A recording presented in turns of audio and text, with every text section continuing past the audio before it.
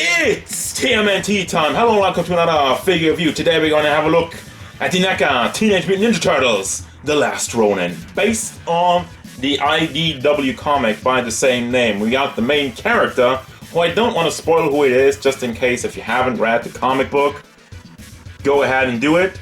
I think it was, personally, I think the beginning of the comic was pretty good, but the ending kind of fizzled out. But that's neither here nor there. I still think the design is very cool. The idea of having like the last surviving turtle, and you don't really know what it is, and they kind of go back in the comic book to tell you, kind of lead you on this tale of like, well, it's probably that guy. And also, I think they blew the secret way too early in the comic book. Anyway, enough about that. Love the design of the character, and obviously Neca, by the looks of it, has done a bang-up job to bringing this artwork to life. Boom. Can look at him from the packaging through the window box in here.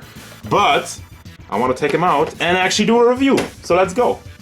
Size of the Ronin. This figure is 17 centimeters to the top of his hood. And if we're going with the inches, that would be like 7-8-ish around. Size comparisons. Here's Dalter, the SH Figure Arts Son Goku, Neca Michelangelo, Super 7 Donatello, the Neca TMNT Adventures Slash, and Darkseid. Overall, for your look in detail, first and foremost, I feel like the legs are a little bit too long. And I went back to the comic book a lot for this one. He does have a lot longer legs, but still, I feel like it's a tad bit too much.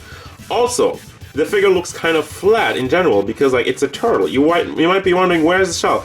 Actually, comic book accurate in that one, he does look a lot flatter, and it's kind of weird. I didn't even notice it in the comic book, but again, going back to it, with this figure, I was like, okay, they just following the source material, so I'm not faulting them for that. Face sculpt looks fantastic. I mean, look at this old, wrinkly turtle. The black lines, the comic also, you can take the hood off. It cradles nicely around the neck, so we don't have an issue with that. But I want to have a look at this beautiful turtle. Doesn't have a detail in the bandana. Well, he does have a hole for the bandana anyway. But yeah, he does have some spots in the back of the hat, and you all have these black lines that go throughout the figure. These, I like to call it comic book lines. Sparingly used throughout the figure, and I think that's in a good way. The only issue I have with it is, as you can clearly tell, the line with the teeth just kind of goes all over the place. Now for the rest of it, this figure is just chock full of dry brushing and like a wash. It looks worn, it looks dirty. I love the effect on the shoulder pads. Have these big pads on both sides. Also have a little bit of line work on that one. And for his entire coat, yeah, you can tell in the wrinkles it gets a lot brighter.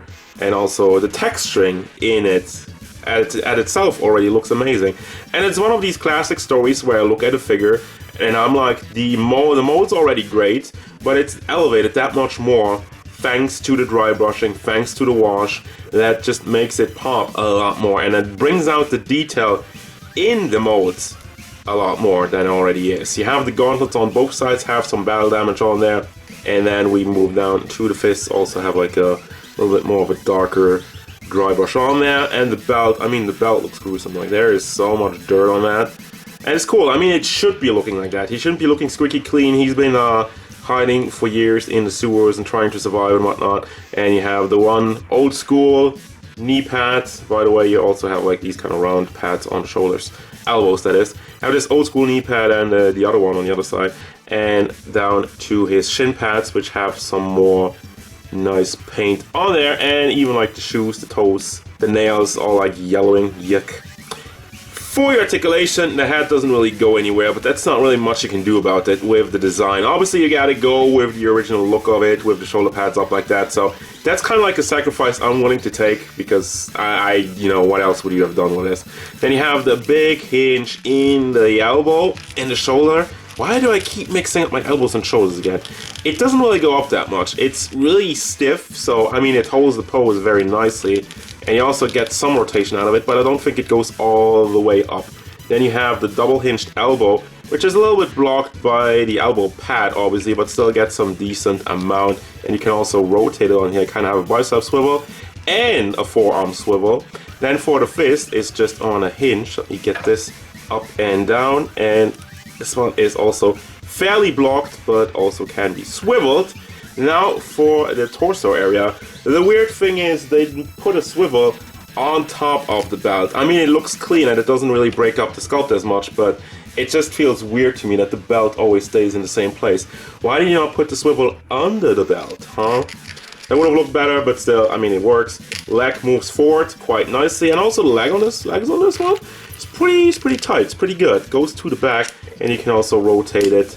I'm just saying that because recently I had a lot of floppy legs with Neca, but this figure is solid. Like, he's not even like, the big guy really can take a bunch of poses, and you don't have to worry about stability. Double hinge knees, by the way.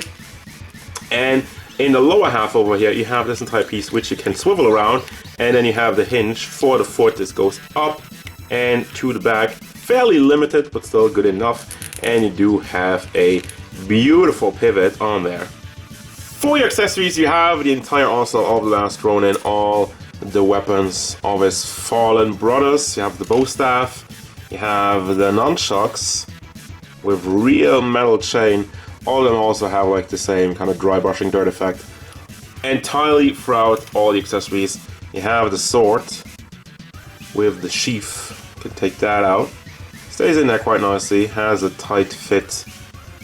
Let me get that back in and just demonstrate how it's not going to fall out, how it's not going to be floppy. Then you have the sai. Of course, you gotta have that one. He doesn't have like a broken sword, which I don't know if he gets that later. They also made like an unarmored version. I think that one has one. But here we got the tonfa as well, like a metal tonfa. Has a very cool metal look to it as well. I love the paint job on there. Just like with the rest of the figure, the paint job is freaking amazing. You have this grappling hook with like a real rope on it. Fairly long one, fairly sturdy also. Not too spiky, not too sharp. And we have another face sculpt, the yelling face, which has this bandana on there, which stands out a little bit more. You can also rotate it in there, but this one stands out. And then you have another one, which kind of leans more over the side, so you see it better. They have these two options. You as well have the goggle with like a nice kind of rubber band on here to just put that on his hat. That was like a night vision goggles also, I think. Then we have the open hands, just for posing purposes. And he's holding hands. He only has one set of holding hands, and they molded it so you can hold the sign like a specific way. I'm not gonna do it on the camera because I might just break it off, but you know, so that you can hold it like that. And we have some ninja stars, very small, very spiky. It looks kind of metallic also on there. We have 4 of those, and then he has kind of one of these very tiny smart bombs as well. Looks pretty good. And finally, I gotta say also, you can equip all of these weapons to the Last Ronin, because I didn't really talk about all the space he has on his belt. You have like one in the front over here. Let me put the side through that one. And then in the back, you have this weird ring where on one hand you can get the sheathed sword in the big area. Just kind of squeeze that through. You know what? I'm gonna do that real quick and I'll see you in a second. Final thoughts for the Last Ronin. This figure is amazing. The sculpt, I love it. Chock full of detail. Really elevated by the excellent paint as well. Even though, like, the one thing I can still say about the paint, I do seem to have some spots on the jacket over there, which unfortunate quality control issue, but the look is really what kills, and the articulation is, you know, it's standard stuff for Neca, and there's nothing too great, nothing bad about it though, and this one is also very solid, so I'm very thankful for that. And then the accessories are amazing. You get like a bunch of cool stuff, can play around with like different head sculpts and whatnot, and have the entire Last Ronin arsenal at your disposal, and you can carry all of it around. Let me not throw them over, especially with the weaponry on there. Can hold on to everything. I just wish this kind of ring was a little bit tight around it. That's why I have the hand on it, just to hold it in place. Otherwise it wriggles around a little bit, but once again, those are like minor complaints to an overall great looking package. And I was just gonna get this one. I was just gonna get the Last Ronin and be one and done with this one, but as well executed as this figure is, I kind of now thinking of getting the unarmored, and even like they have announced getting more Last Ronin figures out there next year, well this year.